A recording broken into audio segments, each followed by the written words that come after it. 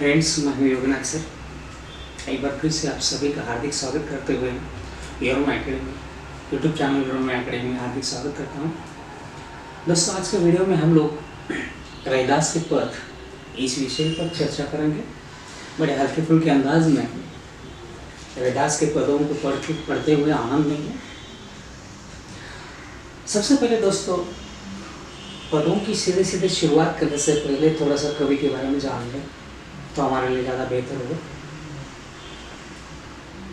कवि रैदास, जिसका मूल नाम था संत रविदास, इनका जन्म 1388 में और मृत्यु 1518 में बनारस में हुआ, ऐसा माना जाता है।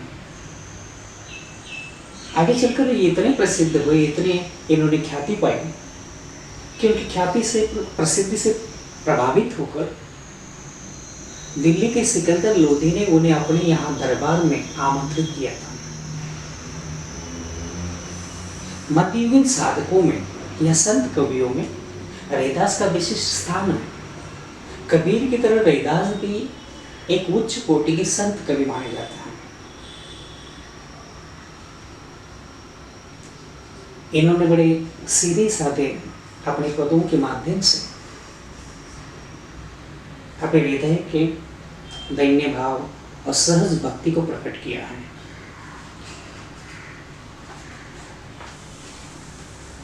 इनका मानना है कि प्रभु ईश्वर किसी बाहरी तीर्थ स्थानों या मंदिर, मस्जिद, गिरजाघर में नहीं विराजते, बल्कि वह तो हमारे शरीर में, घट घट में निवास करता है। हमें बस उसे झांक कर देखने के लिए, उसको पाने की कोशिश भर करनी चाहिए। ये रैदास का कहना है, विश्वास। वे व्यक्ति की आंतरिक भावनाएं, व्यक्ति के हृदय की भावनाएं तथा आपसी भाईचारे को ज्यादा महत्व देते थे। इनकी भाषा की बात करें तो इन्होंने अपने पदों में सीधे साधे ब्रज को, अर्थात व्यावहारिक ब्रज भाषा को प्रयोग में लाया है। ब्रज भाषा के व्यतिरिक्त संत कवि रैदास ने अवधी, राजस्थानी और अरबी भाषी इत्यादि भाषाओं के शब्दों का भी मिश्रण किया है। इन्हें उपमा तथा रूपक अलंकारों से ज्यादा प्यार है। उपमा और रूपक अलंकार का इन्होंने भरपूर मात्रा में प्रयोग किया है।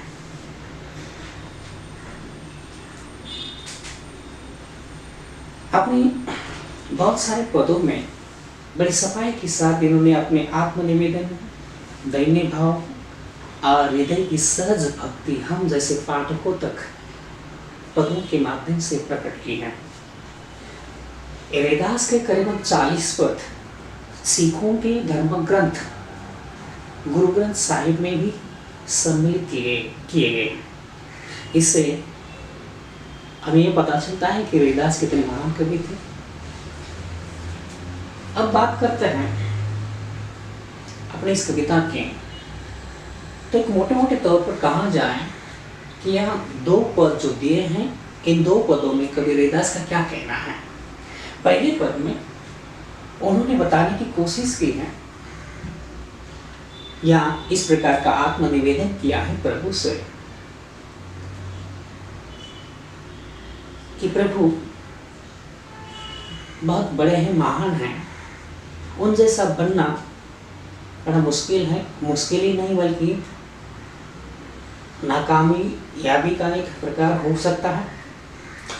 इसके बावजूद संत रैदास जी प्रभु के साथ अपनी तुलना करते हैं और अपने इष्ट देव को मनाने की कोशिश करते हैं। वे अपने आराध्य को स्मरण करते हुए उनके साथ अपनी तुलना करते हैं। प्रभु जी तुम चंदन, हम पानी। इस पद में रैदास प्रभु से अपनी तुलना करते हैं और ये भी मानते हैं कि प्रभु जी हर काल में, हर हाल में उनसे श्रेष्ठ हैं, उनसे गुणवान हैं, ज्ञानी हैं। उनकी बराबरी हम नहीं कर सकते। इस प्रकार का विश्वास रैदास को है और इसीलिए वे उन जैसे बनने की प्रेरणा प्रभु से पाते हैं। इस प्रकार की भावना पहले पद में है। दूसरे पद में संत रैदास जी प्रभु जी का उदार स्वभाव, कृपालु, उदार, कृपालु तथा समदर्शी स्वभाव का वर्णन करते हुए कहते हैं कि प्रभु इतने दयालु हैं, इतने कृपा प्रसाद करने वाले हैं कि नीच जाति के भक्तों को भी महान बना देते हैं या उच्च प्रकार की पदवी प्रदान करते हैं और संसार में उन्हें सम्माननीय स्थान देते हैं। इस प्रकार की बात करते हुए वे भगवान की या प्रभु की कृपा का गुणगान करते हैं। इस प्रकार दोस्तों दोनों पदों का वर्णन यहाँ आया है। अब देखते हैं थोड़ा विस्तार से। पहले पद की पहली पंक्ति है, अब कैसे छूटे राम नाम रट लागे। यहाँ पर रैदास जी कहते हैं कि हे प्रभु मुझे तुम्हारे नाम का स्मरण करने की या तुम्हें याद करने की तेरे नाम की एक प्रकार की लगन से लग गई है, आदत से हो गई है। वह छूटने से नहीं छूटती, भले मैं कितनी ही कोशिश करूं परंतु वह जाती नहीं। इस प्रकार तेरे नाम की लगन, तेरे नाम के स्मरण करने की जो रट करने की जो आदत सी हो गई है वह जाने से नहीं जाती। अब कैसे छूटे राम नाम रट लागी। रट है स्मरण करने की आदत, लगन। तो इस प्रकार पहली पंक्ति का सरल सा अर्थ हुआ। वे कहते हैं कि हे प्रभु तेरा नाम स्मरण करने की मुझे इतनी आदत हो गई है कि वह जाने से नहीं जाती, छूटने से नहीं छूटती। दूसरी पंक्ति आइए देखें, प्रभु जी तुम चंदन हम पाने, जाकी अंगांग बास समाने। यहाँ संत कवि रैदास जी अपने आप को पानी और प्रभु जी को चंदन समानते हैं। जिस प्रकार चंदन को पानी में रगड़ने से चंदन की खुशबू पानी में समा जाती है या फिर पानी में चंदन को रगड़ने से चंदन का रंग निखर जाता है, ठीक उसी प्रकार रैदास कहना चाहते हैं कि हम जैसे भक्तों की भक्ति से प्रभु का महत्व बढ़ता है। प्रभु जी तुम चंदन हम पानी, जाति अंगंग बास समाने।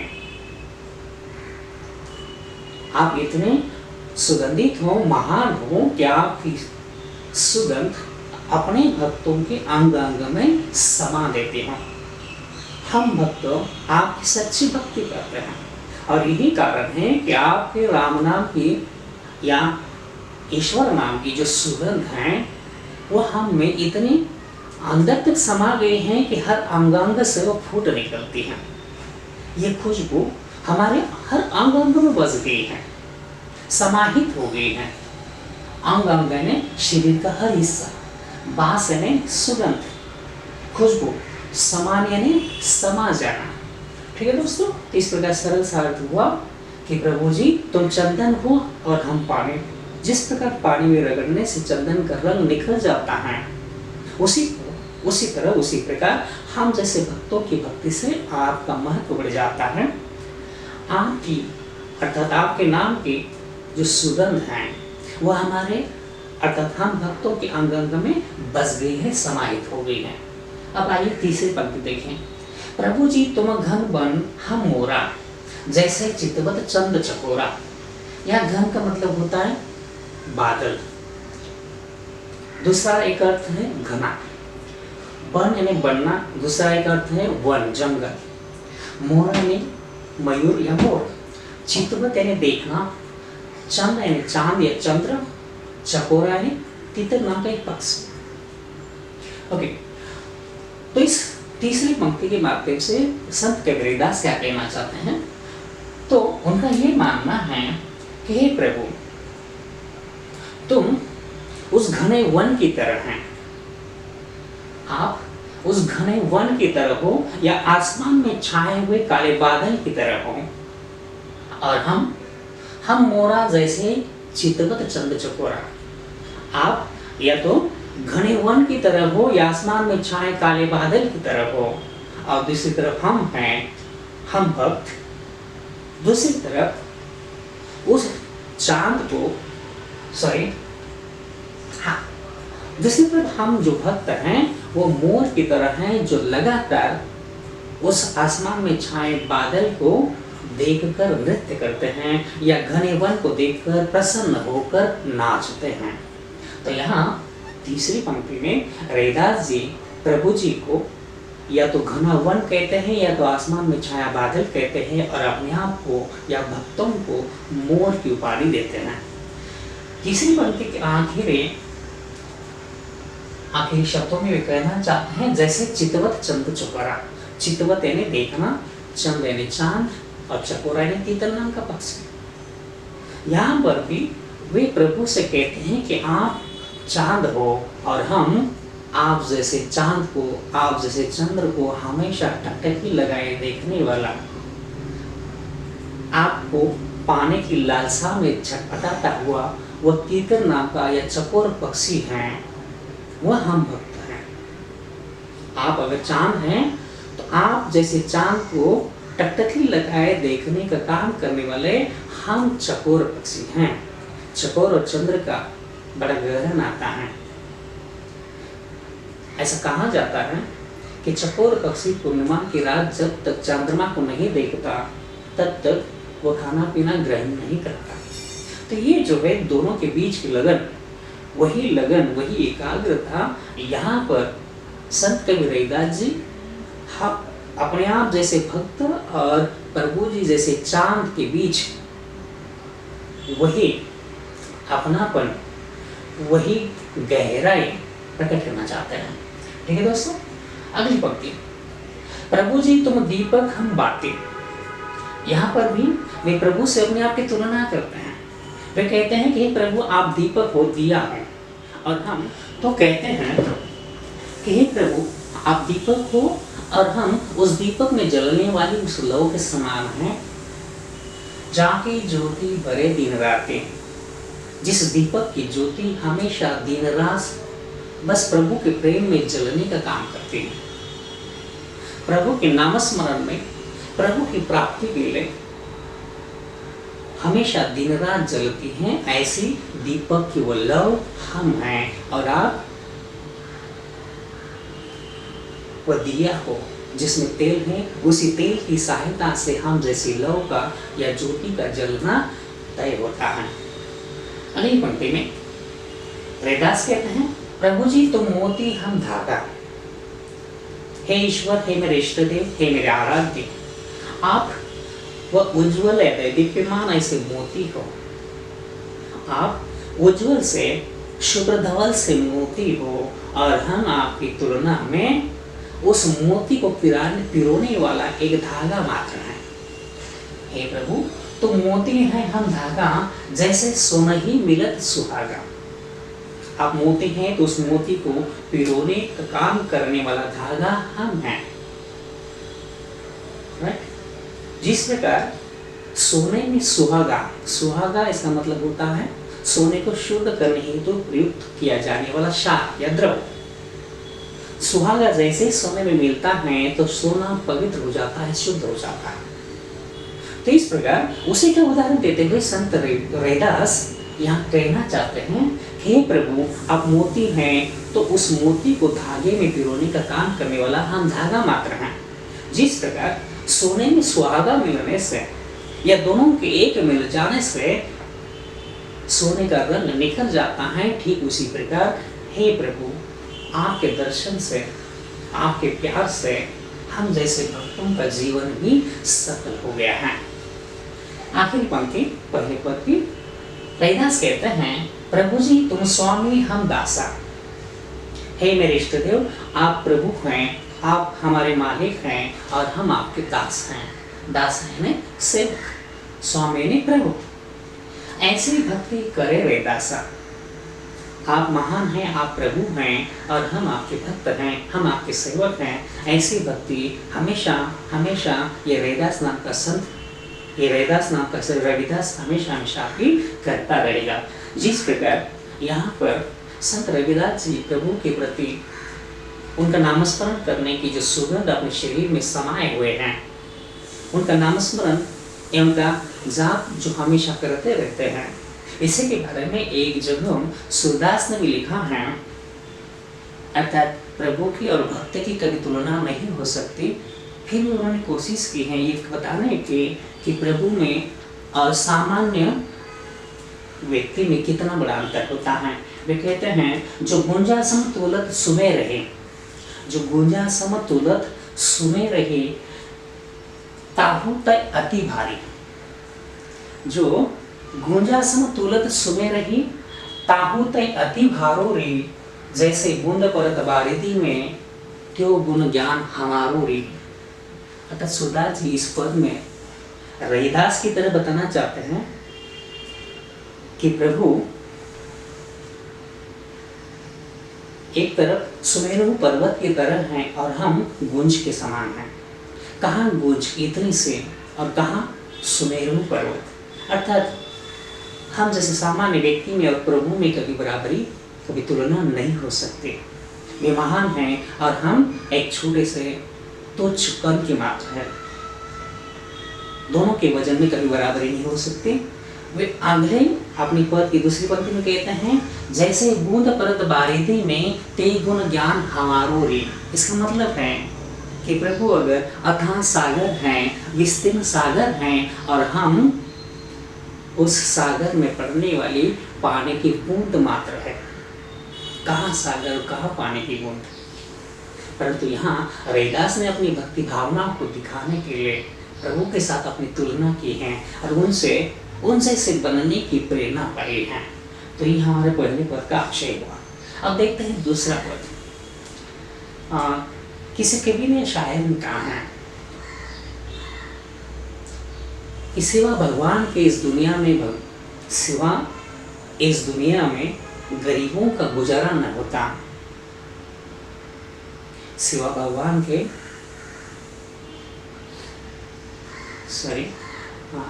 किसी कवि ने कहा है कि इस दुनिया में गरीबों का गुजारा न होता सिवा भगवान का सहारा न होता। ये कहने का तात्पर्य है मेरे दोस्तों कि ठीक यही बात संत रविदास जी ने अपने इस दूसरे पद में बताई है, प्रकट की है। उनका कहने का ढंग थोड़ा अलग है, परंतु यही भाव उनकी इस पद में भी है। जैसे कि मैंने कहा कि अगर भगवान का कृपा प्रसाद नहीं होता, कृपा नहीं होती तो गरीबों का जीना मुश्किल हो जाता। दुनिया में गरीबों को गुजारा नहीं होता अगर भगवान का सहारा उन्हें नहीं मिलता। ठीक यही बात यहाँ पर संत रविदास ने अपने दूसरे पद में बताई है। वे कहते हैं कि ऐसी लाल तुझ बिनु कौन करे। लाल है प्रभु ईश्वर। हे प्रभु तेरी जैसी कृपा हम पर और कौन कर सकते हैं, क्योंकि तू ही एकमात्र हो जो हम पर कृपा करते हो, हम पर दया करते हो। तुम ही ऐसे उदार हो। ऐसी लाल तुझ बिनु कौन करे। कौन यानी कौन। हे प्रभु तुम महान हो, तुम्हारी जैसी कृपा और कोई नहीं कर सकता। तुम ही एकमात्र ऐसे हो जो हमें गले लगाते हो, हम पर कृपा करते हो। गरीब निवाजू गुसैया मेरा माथे छत्रु धरे। गरीब निवाजू यानी गरीबों पर दया करने वाला। गुसैया यानी स्वामी। माथे यानी माथा, मस्तक। छत्रु यानी छत्र, धरे यानी धारण करना। हे प्रभु आप इतने दयालु हो, गरीबों पर कृपा करने वाले हो, दया करने वाले हो कि गरीबों के मस्तक पर भी छत्र धारण करते हो। उन्हें इस प्रकार उन पर कृपा करने, उन्हें ऊंचा उठाने का काम करते हो, महान बनाने का काम करते हो। ऐसी दया आपके बिना और कोई नहीं कर सकता। जाके छोटी जगत कऊ लागे ताकर तू ही ठहरे। अर्थात छोटी का मतलब होता है छुआछूत या अस्पृश्यता। जगत कऊ लागे अर्थात इसका मतलब है जगत कऊ लागे, इसका मतलब होता है संसार के लोगों को लगता है। क्या लगता है? अर्थात संसार के लोगों को उन लोगों की जाति नीच लगती हैं जो अस्पृश्य हैं, नीच कुल में पैदा हुए हैं। तो रविदास जी यहाँ बताना चाहते हैं कि जाके छोटी जगत कऊ लागे तापर तू ही ठहरे। संसार के लोगों ने जिन अस्पृश्य लोगों की जाति को अछूत समझकर नीच मान लिया है, ऐसे लोगों पर हे प्रभु तुम ही हो जिन्होंने कृपा दृष्टि बनाई हुई है, जिन्होंने अर्थात आपने ही हम पर उदार भाव या उदारता दिखाई है। आपकी इसी उदारता के कारण हमें किसी का भय नहीं। हम ऐसे लोगों के बीच भी जी लेते हैं जो हमें अस्पृश्य समझते हैं। हमारे स्पर्श मात्र से वे अछूत हो जाने का डर मन में समाये हुए हैं। नीचहु ऊंच करे, नीचहु ऊंच करे, मेरा गोविंदु काहू तेने लगे। अर्थात नीचहु ऊंच करे इसका मतलब है नीची जाति के व्यक्ति को भी ऊंच करे ने ऊंचा बनाना, महान बनाना। गोविंदु यानी स्वामी प्रभु, काहू तेने डरे यानी किसी से नहीं डरता है। हे प्रभु तुम ही एकमात्र ऐसे उदार हो जो हम जैसे अधम, हम जैसे पापी भक्तों को गले लगाते हैं, हम जैसे नीची जाति के भक्तों को उठाकर अपने गले लगाते हैं, प्यार करते हैं, अपनापन दिखाते हैं। ऐसे आप हमारे प्रभु हो, ऐसे आप मेरे प्रभु हो, काहू ते न डरे। और ऐसा करते हुए किसी से नहीं डरते हैं, किसी प्रकार का किसी से डरने का भाव आप में बिल्कुल नहीं है। आप बिना डरे इस प्रकार निचले जाति के भक्तों को गले लगाने और उन्हें महान बनाने का काम करते हो, उन्हें ऊंची पदवी प्रदान करते हो। नामदेव कबीरू तिलोचनों, नामदेव कबीरू तिलोचनों सदना सैनो तरे। नामदेव एक महाराष्ट्र के महान संत थे जो दर्जी जाति के थे। कबीरू जो जुलाहा जाति के कबीरदास अपने, तिलोचनों अर्थात त्रिलोचन जो संत नामदेव और ज्ञानदेव के गुरु थे, प्रसिद्ध संत थे। सदना ये भी एक उच्च कोटि के संत थे और जाति से कसाई थे। सैनु ये नामदेव के समकालीन संत कवि थे, साथ ही साथ जाति से नाई थे। तरे ने उद्धार होना, भवसागर जिन्होंने पार कर लिया। तो इस पंक्ति से रैदास बताना चाहते हैं कि हे प्रभु आपकी ही कृपा से, आपकी ही उदारता से ऐसे भिन्न भिन्न निचली जाति के संत, निचली जाति के लोग अपने जीवन रूपी भवसागर को पार कर लिए हैं और अपना जीवन का उद्धार कर लिया है। ये ऐसा तभी हो पाया जब आपने उन पर कृपा की। अर्थात नामदेव जैसे दर्जी ने, कबीरू जैसे जुलाहा ने और त्रिलोचन जैसे ज्ञानदेव तथा नामदेव के गुरु जो भी निचली जाति के थे, सतना जैसे कसाई हो या सैनु जैसे नाई हो, इन लोगों ने भी आपकी भक्ति से ही इस जीवन से अपने भवसागर को पार करने का कार्य किया है। ये आपकी कृपा से ही हो पाया है। कहीं रविदासु सनहु रे संतहु। संत कबीरदास जी यहाँ आखिरी पंक्ति में हम जैसे संसार वासियों से कहना चाहते हैं कि हे सज्जनों मेरी बात मानो, आप भी अगर प्रभु की भक्ति करते हो या प्रभु की जीव हो, प्रभु से उनकी लगन लागे हुए हो, तो सुनहु रे संतहु हरि जीव ते सभे सरे। हरि जीव यानी हरि की जीव या हरि से ते सभे सरे। सभे सरे का मतलब सब कुछ संभव है। अगर आप भी प्रभु की भक्ति करते हो तो आपका हर कार्य, आपका